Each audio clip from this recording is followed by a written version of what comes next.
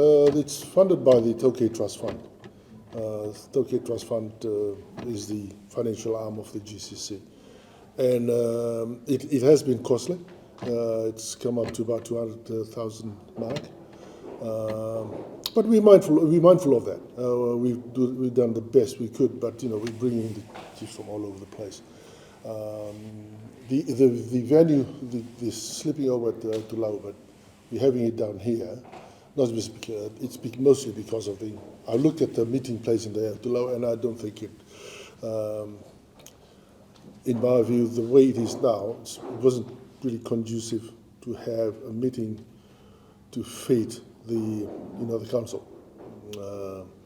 So, which is why we chose the GPH. We're looking at having the next meeting is scheduled in May, and that will be in the new complex. So hopefully we only need to worry about the transport and accommodation. One big chunk of the cost is the venue. Naka. Well, good afternoon once again, members of the media, and thank you for your patience and for covering the last 2 days, the 2 days of meeting here in the Grand Pacific Hotel. It has been a great second day. The whole meeting has been well received by the members of the council. And we'd like to say appreciation to the members of the staff and management of Grand Pacific Hotel. We were very pleased with the setup they prepared for us. Now,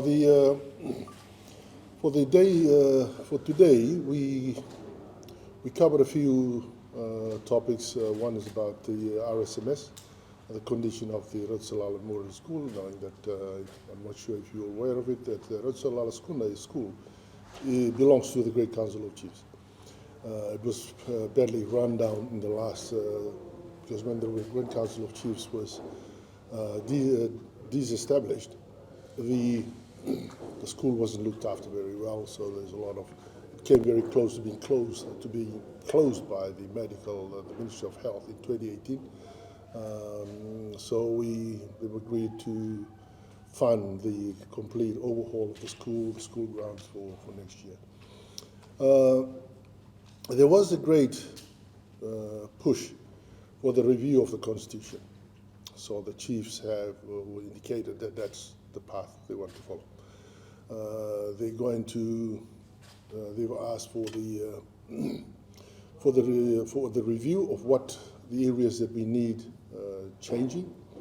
Fully aware that there are challenges. I wouldn't call it speed bumps. They are bit hurdles, much higher than the speed bumps ahead. But the will. We all believe that there's a will, there's a way, and they will be very determined. And I agree, because I think, as I've mentioned time and again to the media interviews, that the way the Constitution is written, it does hinder the monetization of resources for the iTaukei. We will continue to say, well, iTaukei have so much land, but yet 75% poor. Well, we need to level the playing field.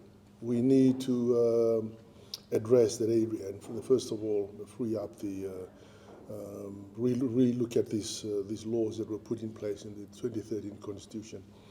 The ESG was on hand to provide advice on how to go about some of the issues, such as the Mining Act from Namosi.